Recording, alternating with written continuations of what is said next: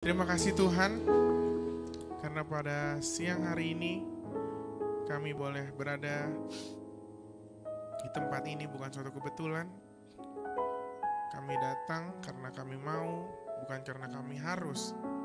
Kami datang karena kami mau diberkati, karena kami mau mendapat penguatan, karena kami mau mendapatkan pengetahuan yang baru, karena kami mau diajar, karena kami mau dipersiapkan.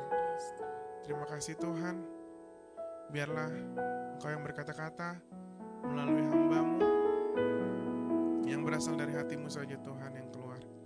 Terima kasih Tuhan Yesus, biarlah hati yang subur yang akan menerima benih-benih firman-Mu pada pagi hari ini, siang menjelang siang.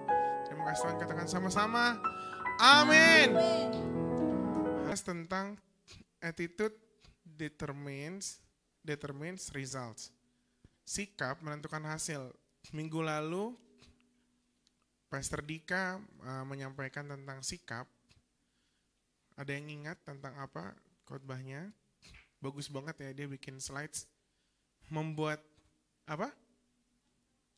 Sikap seorang pemenang. Betul, karena saya juga lupa. Ya. Jadi kemarin itu menginspirasi. Dia bikin PowerPoint bagus banget, walaupun aku tahu siapa yang buat gitu ya. Bukan dia, tapi ada tangan yang membantu, yaitu istri kesayangan abangnya juga sih.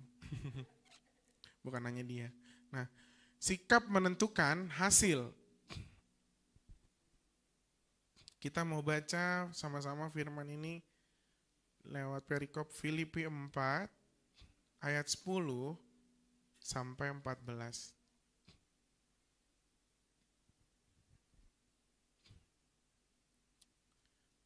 Filipi 4 ayat 10 sampai 14. Di layar ada, tapi kalau kita bawa Alkitab boleh dibuka Alkitabnya. Biar saya yang baca, kita sama-sama. Yang udah katakan amin. Amin. Filipi 4 ayat 10 sampai 14. Aku sangat bersuka cita dalam Tuhan, bahwa akhirnya pikiranmu dan perasaanmu bertumbuh kembali untuk aku. Memang selalu ada perhatianmu, tetapi tidak ada kesempatan bagimu. Kukatakan ini bukanlah karena kekurangan, sebab aku telah belajar mencukupkan diri dalam segala keadaan. Aku tahu apa itu kekurangan, dan aku tahu apa itu kelimpahan. Dalam segala hal dan dalam segala perkara, tidak ada sesuatu yang merupakan rahasia bagiku, baik dalam hal kenyang maupun dalam hal kelaparan, baik dalam hal kelimpahan maupun dalam hal kekurangan. Segala perkara dapat kutanggung di dalam Dia yang memberi kekuatan kepadaku. Namun juga perbuatanmu bahwa kamu telah mengambil bagian dalam kesusahanku. Biasanya kita membaca ayat ini berhenti di ayat 13 Bapak Ibu. Padahal di ayat 14-nya dikatakan, namun baik juga perbuatanmu bahwa kamu telah mengambil bagian dalam kesusahanku. Waktu itu saya pernah membagikan firman tentang bagaimana kita menghandle situasi yang dihadapkan kepada kita. Tuhan memang bilang bahwa bahwa kita mampu melakukan segala sesuatu. Tapi dia bilang segala perkara dapat kutanggung, bukan semerta-merta karena Tuhan menyelamatkan kita, maka Tuhan semuanya yang ambil, tapi kita menanggungnya. Makanya kita menghandle masalah itu dan Dia yang memberi kekuatan. Amin. Di dalam quotes John C. Maxwell, next, dikatakan, jika sikap Anda terhadap dunia sangat baik, Anda akan menerima hasil yang sangat baik. Kata apa yang menggambarkan yang bisa menentukan kebahagiaan, penerimaan, kedamaian, dan kesuksesan kita Bapak Ibu? Kata-kata itu adalah sikap atau attitude. Orang banyak mengatakan bahwa pekerjaan, pendidikan, uang, waktu bahkan, tapi sesungguhnya jika sikap kita terhadap masalah yang ada tidak kita dengan baik hadapi gitu ya Bapak Ibu, dengan sikap yang baik, kita tidak akan menerima hasil yang baik pula. Area penting dalam hidup kita adalah sikap. Sikap itu datang dari pikiran, dari mindset. Tapi biarpun mindset kita benar, tapi kalau yang keluar sikap kita merefleksikan yang tidak benar, sikap kita tidak terbuka akan nasihat, tidak terbuka pada kritik atau saran, gitu ya. Sikap kita adalah kekuatan utama kita yang menentukan apakah kita akan berhasil atau gagal. Next. Ya. Sikap kita yang pertama, poin pertama adalah sikap kita menentukan pendekatan kita terhadap kehidupan Bapak Ibu. Sikap kita bisa membawa kita terbang menuju kesuksesan dan bisa juga menghancurkan kita. Buat sebagian orang sikap menghadirkan sikap yang salah ya, bisa menghadirkan kesulitan dalam setiap kesempatan. Ada kesempatan yang dilihat kesulitan aja. Kerjain ini sih enak sih duitnya, tapi capek. Tapi kalau misalnya ini enak sih memang duitnya ya banyak ya, jadi selebgram. Wah, tapi dia lupa kalau selebgram itu di depan kamera terus, harus cantik terus, dikasih sinar begitu rupa sampai harus di make up. Jam 3 pagi udah make up. Siapa sih yang pernah jam 3 pagi udah make up? Iya benar Bapak Ibu, teman saya selebgram kayak gitu semua. Teman gak kenal maksudnya, bukan teman kenal. Saya kenal di YouTube. Bagi orang lain, sikap yang sama, sikap yang benar, bisa menghadirkan peluang dalam setiap kesulitan. Ini gelas yang terisi setengah atau gelas yang kosong setengah? Terisi setengah. Tapi ini kosong setengah Pak. Yang benar yang mana? Ini baru ini, belum saya ngomongin sop kalau dibalik tumpah apa pos ya kan. Ini menentukan sikap kita dalam memandang suatu masalah, dalam memandang suatu. Kalau orang yang menjawabnya terisi setengah, berarti dia masih menganggap ada harapan, ada sesuatu yang bisa diisi. Tapi kalau dia mengatakannya kosong setengah, berarti dia sedang dalam masa yang sulit, Bapak Ibu. Karena orang yang optimis, dia memiliki sikap juga yang optimis.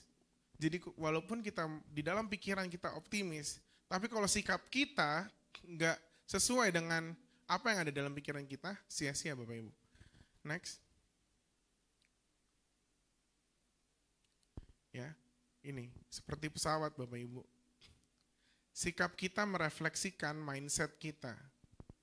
Kalau hidung kita, ya, maksudnya ini nih hidung, mengarah ke atas, artinya kita siap lepas landas.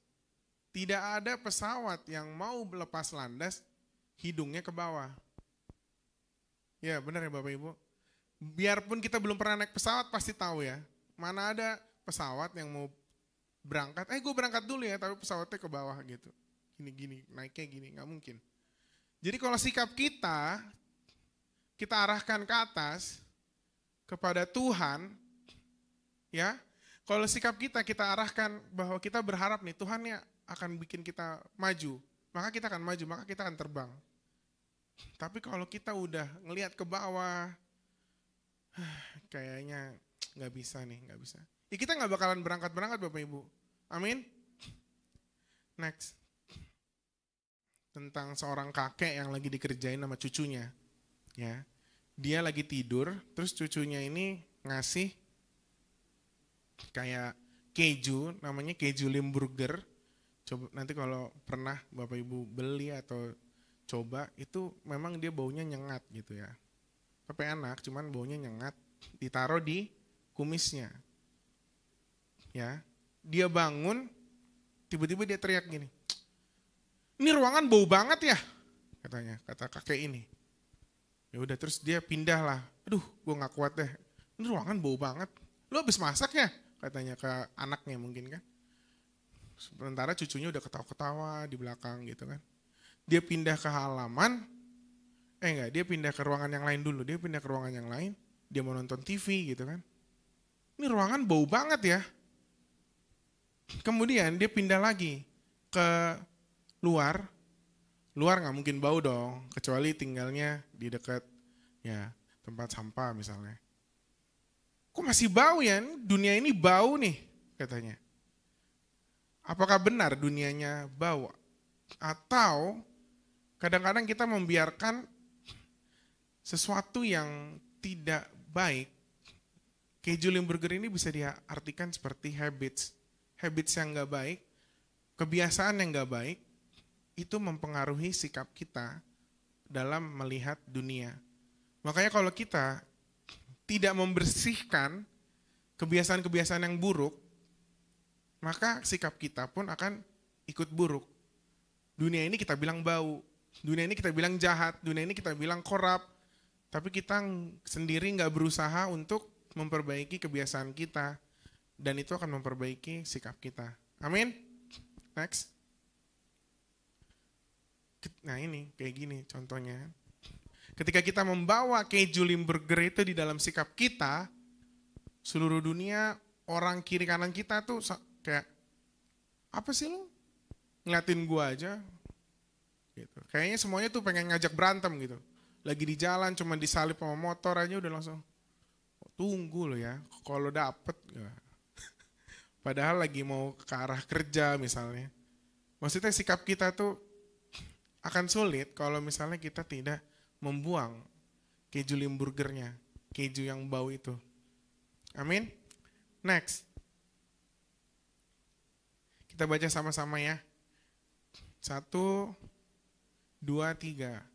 Jika sikap Anda terhadap dunia sangat baik, Anda akan menerima hasil yang sangat baik. Jika Anda merasa biasa-biasa aja tentang dunia, tanggapan Anda dari dunia akan menjadi rata-rata.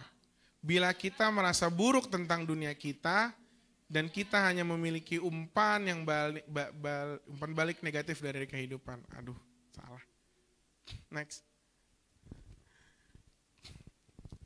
Sekarang apa yang lagi menguasai kita, Bapak Ibu? Apa yang lagi menguasai kita? Apakah kita lagi merasa sedih? Apakah merasa khawatir? Ya. Apakah merasa takut?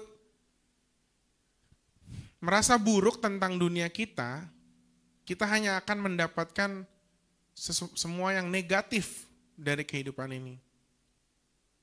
Sama kayak kalau kita lagi suka sama mobil ya atau motor, wah gue lagi suka banget nih sama Aerox misalnya. Pada saat kita di jalanan pasti kita akan ngeliat Aerox terus. Bener apa bener? Kalau kita lagi suka sama Mercy atau BMW, pada saat kita lagi di jalan, kok kayaknya BMW banyak banget ya. Setiap ada BMW, wih gila BMW. Bohai.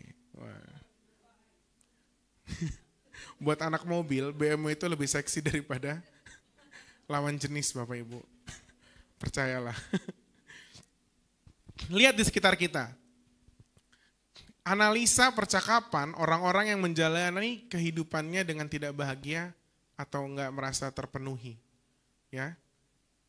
Kita akan menemukan mereka berteriak tentang sebuah masyarakat ataupun dalam suatu komplek misalnya. Orang yang sama itu akan terus-menerus memancarkan sesuatu yang negatif. Benar ya Bapak Ibu? Kalau kita ketemu, jangan dekat-dekat dia dah. Kerjaannya ngomongin ini mulu gitu. Kerjaannya sedih mulu gitu. Sedih itu boleh karena itu sangat natural. Tapi jangan sedih menguasai kita. Amin. Amin. Jangan juga khawatir menguasai kita. Karena kenapa? Next. Karena dunia tetap berputar. Kita pergi, orang cuma nulis RIP. Cuma 3 huruf Bapak Ibu. RIP. Waduh. Nggak ada, ya ada sih yang dekat. Gue ngerasa sedih banget, lu tuh baik banget. Tapi udah, habis itu dunia tetap berputar Bapak Ibu. Tapi kalau kita punya sikap yang baik, mungkin saja sikap kita ditiru sama orang lain. Amin. Kita menghadirkan sebuah legacy, sebuah yang bisa dicontoh oleh orang lain. Dunia nggak peduli. Apakah kita membebaskan diri dari penjara hati kita yang terus-menerus merasa sakit, merasa dikecewain, merasa tidak diperhatikan mungkin. Dunia ini terus berjalan Bapak Ibu. Mengadopsi sikap yang baik dan sehat terhadap kehidupan tidak terlalu mempengaruhi orang lain seperti halnya mempengaruhi kita. Saya jelasin ya Bapak Ibu, bahwa sikap yang baik itu bisa diadopsi, ya, bisa dicontoh, atau bahkan kita bisa mencontohkan sikap yang baik dan sehat. Dan yang membutuhkan sikap yang baik dan sehat, itu orang lain, kita lebih butuh daripada orang lain. Amin?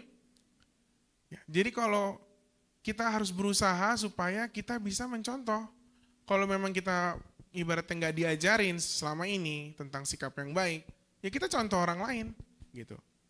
Kita contoh, mungkin awalnya terinspirasi dari kesuksesannya dia, lalu kita coba lihat sikapnya gitu ya. Walaupun setiap orang sukses belum tentu sikapnya baik. Mari kita baca next dari Filipi 3 ayat 14 sampai 15. Biar saya yang baca Bapak Ibu. Saudara-saudara, aku sendiri tidak menganggap bahwa aku telah menangkapnya, tetapi ini yang kulakukan. Aku melupakan apa yang telah di belakangku dan mengarahkan diri kepada apa yang di hadapanku. Dan apa Bapak Ibu? Dan berlari-lari kepada tujuan untuk memperoleh hadiah, yaitu panggilan sorgawi dari Bapa dalam Kristus Yesus. Amin. Dia memberitahu Timotius bahwa dia itu sebenarnya adalah ketuanya orang berdosa. Paulus itu mengatakan dirinya adalah chief of sin, kepala orang berdosa.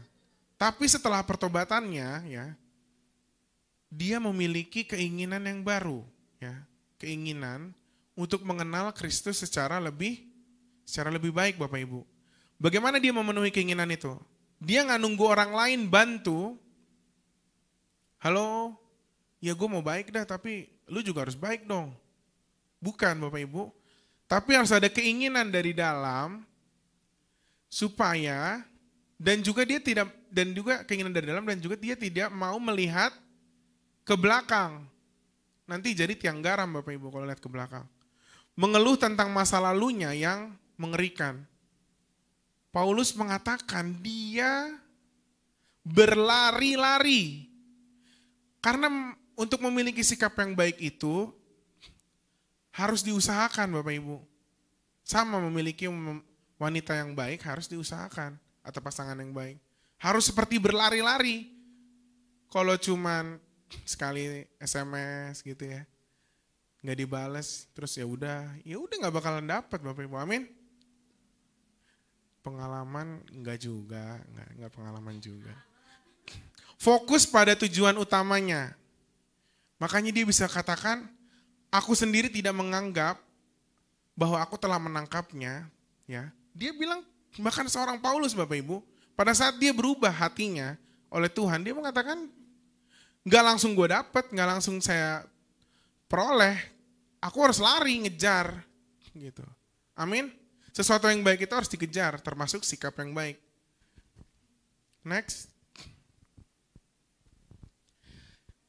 Galatia 6 ayat 7 dikatakan, karena apa yang ditabur orang, itu juga yang akan dituainya.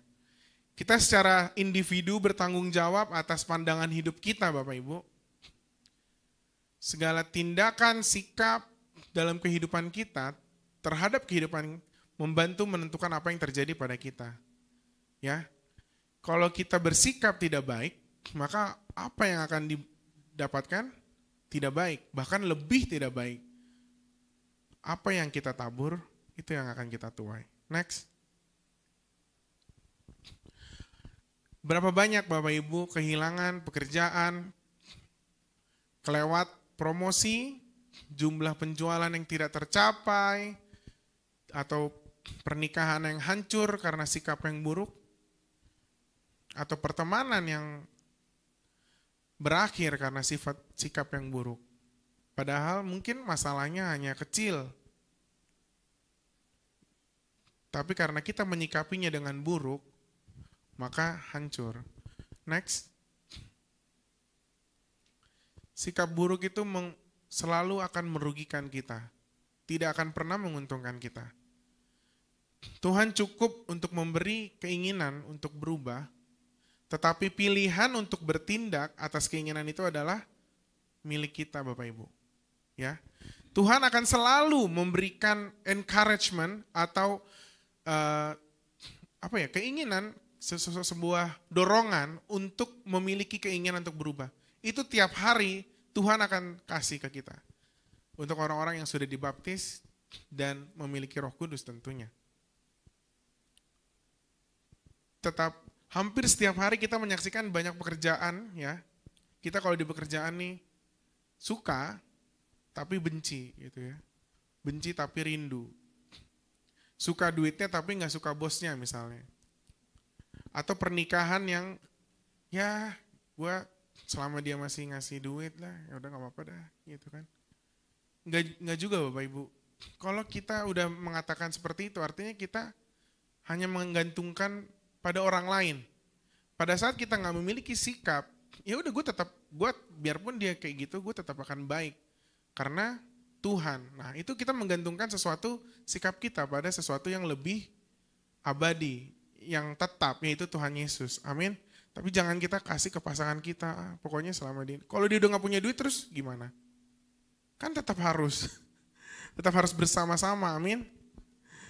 Semua karena orang-orang menunggu orang lain atau dunia untuk beralih, untuk berubah, alih-alih menyadari bahwa mereka bertanggung jawab atas perilaku mereka. Kita jangan berharap orang lain dulu berubah baru kita. Kebalik, kita yang berubah baru mereka. Jadi kalau kita lagi doain orang supaya bertobat gitu ya, alih-alih kita mengatakan supaya mereka bertobat, kita harus bertobat terlebih dahulu. Amin. Next. Dikatakan ya, lagi rejoice katanya. Sebenarnya Paulus mengatakan ini pada saat dia lagi di mana Bapak Ibu? Pada saat dia lagi di penjara. Suasananya itu lagi gelap dan dingin karena penjara ya. Namun dia menulis pada gereja di Filipi dengan tegas dan lantang. Apa Bapak Ibu? Bersukacitalah senantiasa dalam Tuhan. Senantiasa ini kata-kata yang luar biasa ya. Karena senantiasa ini artinya always, selalu, repetitif Bapak Ibu, selalu. Jadi pada saat nggak ada uang, tetap bahagia, tetap sukacita. Sukacita itu dalam Tuhan itu akan selalu terulang. Amin. Padahal sebenarnya Paulus sendiri mungkin menganggap bahwa ini sesuatu yang tidak adil. Ya, dia di penjara untuk sesuatu hal yang tidak salah gitu. Next. Dikatakan di Filipi 4 ayat 12, aku tahu apa itu kekurangan dan aku tahu apa itu kelimpahan. Dalam segala hal dan dalam segala perkara tidak ada sesuatu yang merupakan rahasia bagiku, baik dalam hal kenyang maupun dalam hal kelaparan, baik dalam hal kelimpahan maupun dalam hal kekurangan. Kemampuan untuk menyesuaikan sikap dengan situasi hidup itu adalah perilaku yang bisa dipelajari, bahkan yang harus dipelajari. Nggak datang secara otomatis. Tadi saya udah bilang ya, sikap benar itu dipelajari. lalu kemudian menjadi pandangan positif yang natural atau alami. Paulus berulang kali mengajarkan kita melalui hidupnya bahwa manusia membantu menciptakan lingkungan yang mendukung dirinya. Bukan lingkungan yang menciptakan dia, tapi dia yang menciptakan, yang mempengaruhi lingkungan. Amin. Orang Kristen harus menjadi garam bagi dunia. Harus menjadi terang bagi lingkungannya. Terang, kalau di dalam gelap ada terang, yang kelihatan gelapnya atau terangnya? Terangnya. Itulah sifat Kristen yang sesungguhnya. Itulah sifat anak-anak Tuhan yang sesungguhnya. Amin. Next. Yang kedua, sikap kita adalah satu-satunya perbedaan antara sukses dan gagal. Sikap kita yang menjadi pembeda. Next. Ini adalah quotes dari seorang mantan Perdana Menteri Israel. Dikatakan yang dimiliki negara saya hanyalah semangat. Kami tidak memiliki dolar, minyak bumi, kami tidak memiliki tambang atau kekayaan besar di tanah. Kami tidak mendapat dukungan dari opini publik di seluruh dunia yang terlihat menguntungkan kami. Yang dimiliki Israel hanyalah semangat rakyatnya. Bahkan dia bilang, kalau rakyat Israel memiliki semangat, maka tidak ada satupun yang bisa mengalahkan mereka. Tapi kalau misalnya mereka sudah patah semangat, bahkan Amerika Serikat aja tidak bisa menolong mereka. Ini dikatakan sama Perdana Menteri Israel. Jadi apa yang bisa menyelamatkan kita adalah kita sendiri melalui sikap kita. Amin. Ya gimana ya Bapak Ibu? Saya sendiri udah lihat kalau Israel itu kenapa bilangnya tanah perjanjian, tapi pada saat kita ke situ padang gurun. Ya memang dia di pinggir laut, tapi laut asin, bahkan ada laut asin di situ kan. Apa yang menjadi daya tariknya? Adalah sikap mereka sendiri, sikap mereka yang memang memiliki semangat untuk maju. Bayangin negara sekecil itu, ibaratnya ini kayak Indonesia, ya. Saya bukan mengagung-agungkan Israel, bukan. Bayangin Indonesia itu semua rakyatnya dipecah belah, akhirnya udah nggak ada lagi di Indonesia. Yang tinggal di sini misalnya orang lain lah, entah orang mana gitu ya, orang India misalnya, atau orang Meksiko gitu kan. Terus karena mereka semangat, mereka kembali lagi ke tanahnya, ya, dan membentuk sebuah negara. Dan itu bukan terjadi lama banget. Baru-baru aja kok 19 berapa kan baru dibentuk negaranya. Dan itu jadi pertentangan. Tapi tetap mereka lakukan. Karena apa? Karena mereka memiliki semangat itu. Jadi nggak ada yang mustahil kalau kita punya sikap yang positif. Amin. Next. Resources sama attitude. Resources ini apa Bapak Ibu? Sumber daya, betul. Bad attitude adalah sikap yang buruk itu menghasilkan kekalahan. Tapi dengan resources yang sama, tapi dengan sikap yang benar, yang betul akan menghasilkan kemenangan. Keberhasilan atau kegagalan dalam usaha apapun lebih disebabkan hasilnya oleh sikap mental dari sekedar kapasitas mental. Jadi Tuhan tuh cuman pengen kita tuh kadang-kadang gue tuh cuman pengen bentuk dirimu sebagai orang yang bersikap benar senantiasa, yaitu bersukacitalah, salah satunya bersukacitalah. Amin. Next.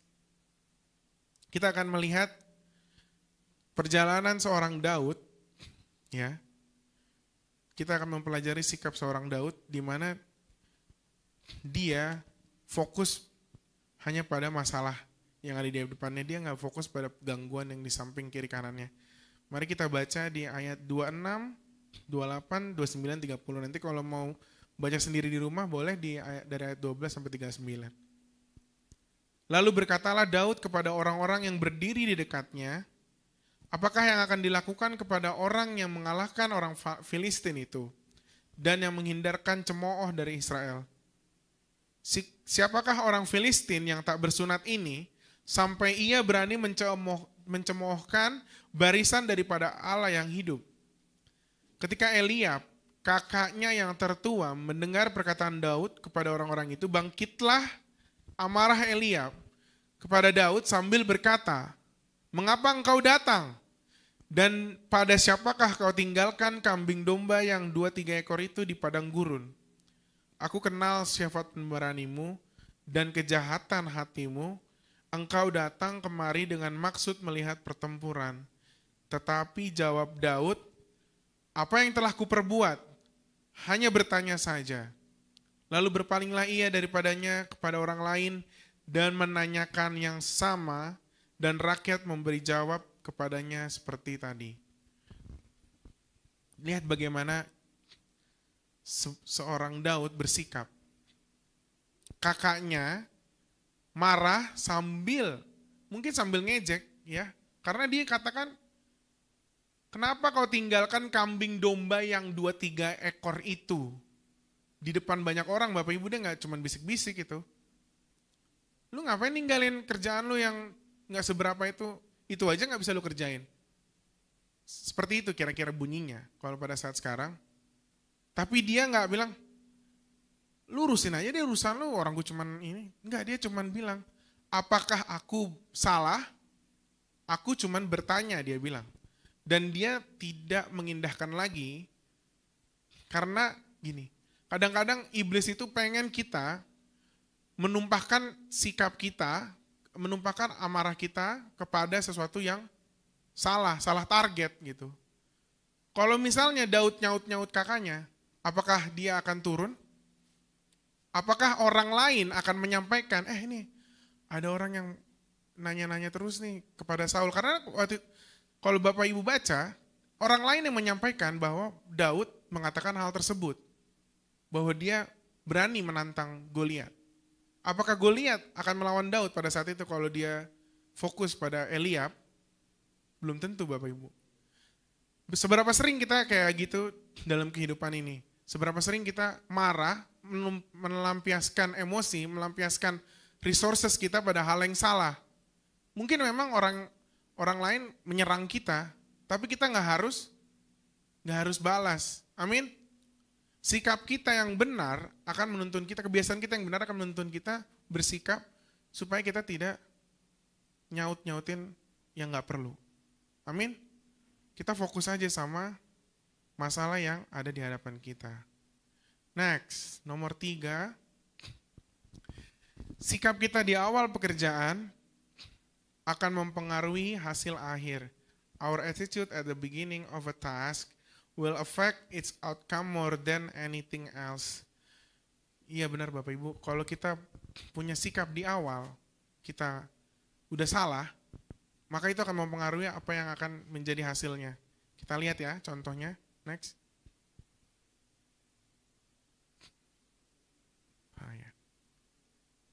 Kita akan melihat tentang pelatih, ahli bedah, dan pencari kerja. Start with the right attitude. Pelatih memahami pentingnya tim mereka memiliki sikap yang benar sebelum menghadapi lawan yang tangguh, ya. Atau enggak kalau misalnya dia seorang trainer, dia kalau lagi mau ngelatih orang, nggak mungkin kan dia bilang, "Yuk kita angkat yuk, santai aja, nggak usah ngoyo-ngoyo banget, nggak usah, santai aja."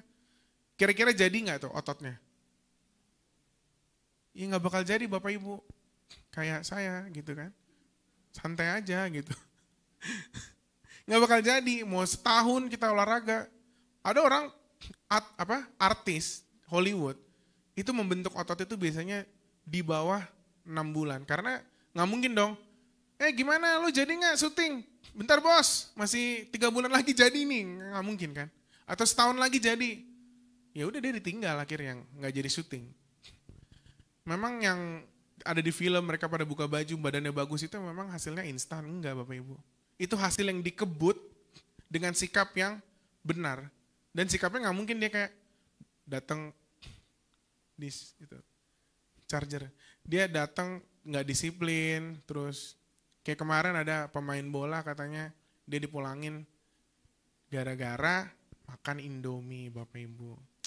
Astaga, kasihan sekali ya.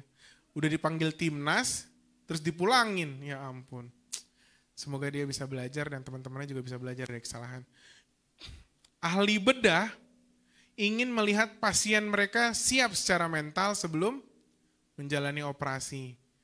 Bayangin kalau kita mau dibedah Bapak Ibu, badan kita mau dibuka gitu ya. Tapi kita kayak nggak diapa-apain gitu, nggak dikunjungin. Ya udah siap ya, saya potong nih. Nggak bisa Bapak Ibu. Orang yang mau sesar aja kan pasti tenang aja ya Bu ya, ini nggak bakal kerasa, nggak bakal ini. Nggak usah gitu. Kita mau jahit di tangan aja, kalau nggak di ngomongin dulu pasti kan kayak, kok main jahit-jahit aja Pak, emang saya baju, main dijahit-jahit aja tangan. Pasti dibilang dulu, oh ini saya suntik dulu, nggak bakal kerasa deh, pokoknya tenang aja Mas. Nah, saya ini ahlinya misalnya, apalagi ahli bedah. Lalu yang ketiga, pencari kerja, job seekers.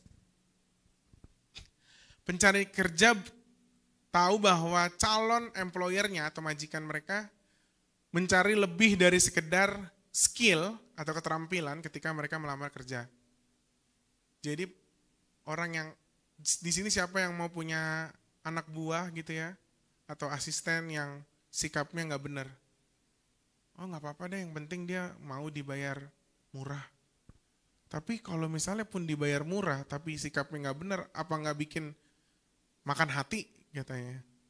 Padahal makan hati enak ya. Tapi dibilang makan hati gitu. Karena sikap yang benar di awal menjamin kesuksesan di akhir. Katakan ya sama-sama. Sikap benar di awal menjamin kesuksesan di akhir. Katakan ke kiri kanannya, semua yang baik-baik saja dimulai dengan baik. Ya, ada yang udah bangun, ada yang baru bangun. Makanya. Next. Nomor 4. Sikap kita pada saat mendengar khotbah dapat mengubah masalah menjadi berkat. Ya kita baca nih. Apa perbedaan antara hambatan dan peluang? Sikap kita terhadapnya. Setiap kesempatan memiliki kesulitan, tapi juga setiap kesulitan memiliki peluang. Situasi sulit, situasi sulit menghasilkan orang-orang yang tangguh lebih banyak dari situasi mudah. Kesulitan adalah kemakmuran bagi mereka yang memiliki sikap yang baik. Amin. Kalau kita dihadapkan sama situasi yang sulit, ya, kita biasanya akan keluar sesuatu yang luar biasa Bapak Ibu dari seseorang. Contohnya kalau minggu lalu Dika mengatakan seorang Cristiano Ronaldo, maka hari ini saya mau contohin bagaimana tim NAS Italia dalam Euro 2020 ini akan menjadi juara Bapak Ibu. Karena sikap mereka memulai pertandingan Euro dengan kemenangan kemarin Bapak Ibu. Maka mereka akan jadi juaranya. Iya, oke? Hanya bercanda Bapak Ibu. Langsung saya lihat fans-fans Belanda, Jerman, apa itu Itali katanya. Nggak apa-apa, kita tunjukkan sikap kita yang sejati ya. Siapa yang akan menang? Next. Sebelum next, bentar, back dulu.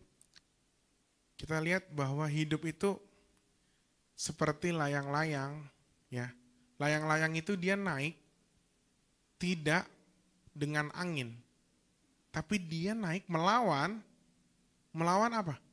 Melawan angin. Nggak ada layang-layang yang terbang itu dengan angin, nggak ada, kecuali layangan putus. Kalau kamu udah putus, terbang sudah harapan.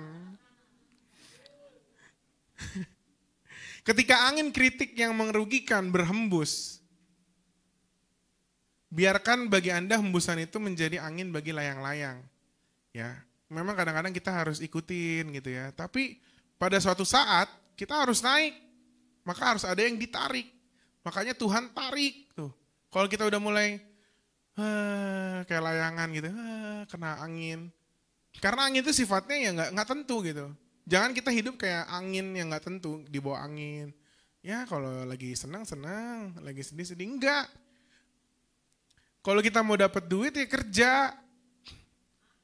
Amin. Nggak bisa ngeliat orang, iya ya kok bisa ya gitu. Kalau kita mau dapat pasangan ya kejar. Kalau kita mau dapat keturunan ya usahakan, berdoa. Amin. Kekuatan yang melawan harus lebih tinggi daripada kritiknya. Karena kalau misalnya kita nggak lebih kuat dari angin tersebut, ya kita ke bawah sama anginnya, amin. Sekarang kita mau belajar dari bagaimana Yesus memberi makan 5.000 orang. Di Matius 14, ayat 14 sampai 15, next. Saya akan bacakan. Ketika Yesus mendarat, ya, Matius 14 ayat 14 sampai 15. Ayat 14, ketika Yesus mendarat, ia melihat orang banyak yang besar jumlahnya, maka tergeraklah hatinya oleh belas kasihan kepada mereka, dan ia menyembuhkan mereka yang sakit. Ayat 15, namun menjelang malam murid-muridnya datang kepadanya dan berkata, Tuhan, tempat ini sunyi, dan hari sudah mulai malam. Suruhlah orang banyak itu pergi supaya mereka dapat membeli makanan di Indomaret, di desa-desa. Perhatikan kata belas kasihan dan kata pergi, Bapak Ibu. Sikap kita terhadap suatu masalah menjadi kunci apakah masalah ini akan menemukan jawaban, mujizat, atau kekecewaan. Ya, kalau misalnya, ya, ini bukan sesuatu hal yang buruk loh Bapak Ibu. Tempat ini sunyi, di tengah-tengah antah berantah misalnya. Ya gimana ya, masa kan belum ada Indomaret, belum ada Giant, belum ada Alfamart, belum ada GoFood. Sekarang mah enak, tinggal pesan GoFood, makan semua. Dan ini juga 5.000 orang Bapak Ibu, nggak main-main. Di sini kalau ada yang pernah bikin catering 1.000 orang aja capeknya minta ampun. Rasanya kayak mau meninggal kalau kata orang TikTok. Suruhlah orang banyak itu pergi. Ini sebuah nasihat sebuah saran yang gak jelek. Jadi kadang-kadang kita tuh dihadapin sama saran-saran yang gak buruk Bapak Ibu. Kalau saran yang buruk ya pasti kita gak dengerin dong. Ya udah tinggalin aja. Itu saran yang buruk. Tapi kan ini sarannya, udahlah biar mereka pergi, kita persilahkan. Maksudnya ya biar mereka kembali ke rumahnya. Itu bijak kan? Bukan sesuatu hal yang ibaratnya jahat gitu, bukan. Orang suruh balik ke rumah kok. Gitu. Tapi Tuhan bilang dengan belas kasihannya, next. Tetapi Yesus berkata kepada mereka, tidak perlu mereka pergi. Lalu dibilang, kamu harus memberi mereka makan. Jangan diusir. Emang apa diusir? Emang pengamen. Jawab mereka, yang ada pada kami di sini, nah ini lagi kan, sikap yang kurang baik. Hanya, ya bukan bahasa Cina ya, bukan. Hanya 5 roti dan 2 ikan. Yesus berkata, bawalah kemari kepadaku. Lalu disuruhnya orang banyak itu duduk di rumput, ayat 19, dan setelah diambilnya 5 roti dan 2 ikan itu, Yesus menengadah ke langit dan mengucap berkat, lalu memecah-mecahkan roti itu dan memberikannya kepada murid-muridnya, lalu murid-muridnya membagikannya kepada orang banyak, yang sisa berapa ember Bapak Ibu? 12 bakul sisa. itu sisa 12 bakul itu banyak Bapak Ibu. Ibaratnya satu murid dapat satu bakul aja udah. Satu bakul mungkin banyak banget karena kalau lihat aja di fotonya itu dia penuh gitu. Satu bakul itu pasti penuh, bukan satu bakul satu roti, satu ikan.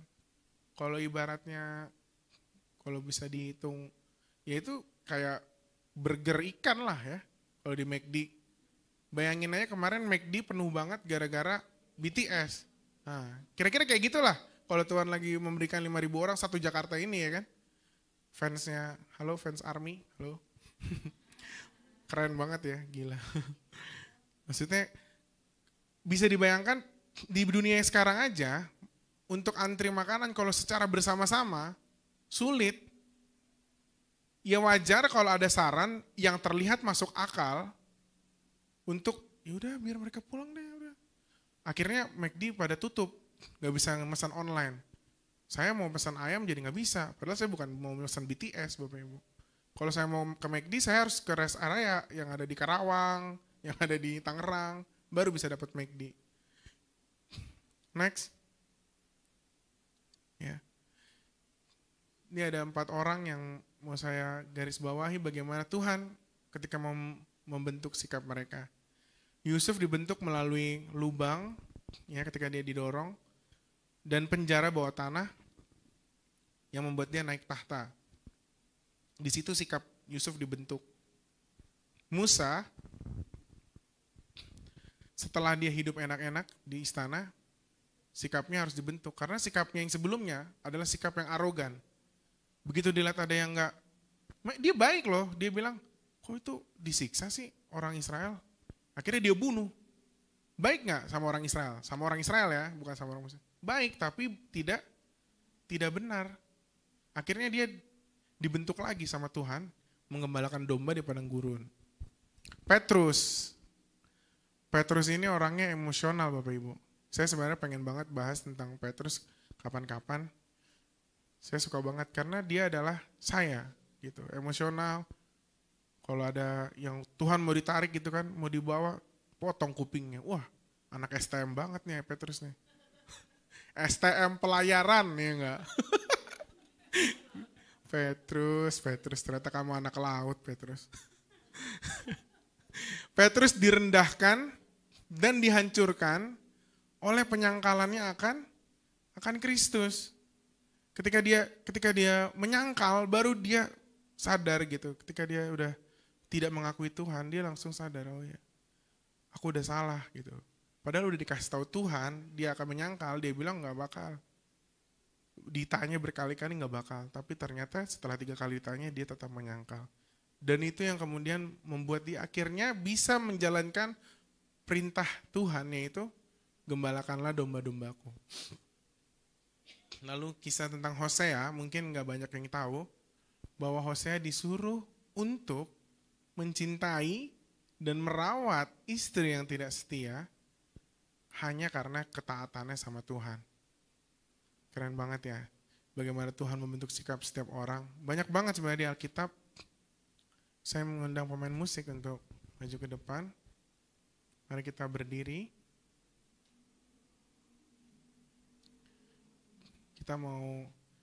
Yang terakhir kita mau merefleksikan apa yang sudah kita dengar pada siang hari ini. Bapak Ibu dan jemaat Tuhan sekalian, baik yang menonton di YouTube, mari kita ingat-ingat lagi perkataan apa yang pertama kali kita ucapkan pada saat kita melihat masalah. Ya. Pada saat kita melihat masalah, apa yang kita ucapkan pada diri kita sendiri? Lalu kita ucapkan pada orang yang mencoba menyemangati kita, atau yang mencoba memberikan jalan. Perkataan apa yang kita ucapkan? Yang kedua, apakah sikapmu selama ini menjadi pembeda antara kesuksesan dan kegagalanmu? Sikap kita selama ini dalam menghadapi masalah, kalau kita review hidup kita lihat bagaimana kegagalan itu dimulai. Oh iya, aku memiliki sikap yang salah ya. Aku menunjukkan pesimis dalam sikapku, dalam pikiranku, sehingga ya sikapku yang terpancar juga seperti orang yang pesimis. Lalu apakah seorang pendaki gunung memulai perjalanannya dengan sikap yang biasa-biasa aja? Karena kalau ada yang udah pernah mendaki gunung, itu bukan sesuatu hal yang mudah. Diperlukan sikap yang harus selalu pokoknya bisa gitu. Selalu optimis. Sikap itu akan mempengaruhi bagaimana kita semangat dalam menjalaninya. Karena ketika kita mendaki itu memang kita membutuhkan energi. Tapi ketika kita turun, itu juga memiliki kehati-hatian. Artinya bahkan ketika kita sudah di puncak gunung aja, kita nggak boleh merasa puas karena kita harus kembali turun. Ketika Tuhan mengangkat kita dan Dia mengembalikan kita, Dia lagi membentuk sikap kita. Makanya banyak orang yang bilang kalau orang mau tahu sifat asli manusia, ajak naik gunung. Coba perhatikan kembali, Bapak Ibu, masalah apa yang sedang kita hadapi hari ini. Apakah responmu kemarin akan berbeda dengan hari ini? Mari kita refleksikan 4 hal ini, Bapak Ibu. Engkau hari ini mengajarkan kami bagaimana cara kami bersikap supaya kami bisa mendapatkan hasil. Karena kami adalah seorang yang lebih dari pemenang. Seharusnya kami bersikap seperti pemenang. Orang yang sudah menang tidak akan pernah meragukan apapun hasilnya, tapi dia hanya fokus pada bagaimana dia bersikap. Bagaimana dia menyikapi kemenangan itu, bagaimana dia menyikapi masalah, bagaimana dia menyikapi tantangan. Terima kasih Tuhan, Kau mengajarkan hal-hal yang luar biasa bagi jemaat-Mu di tempat ini, maupun yang menonton lewat online pada hari ini, maupun hari-hari kemudian. Siapapun yang menyaksikan ini Tuhan, biarlah dia diberkati. Terima kasih untuk firman-Mu, terima kasih Tuhan.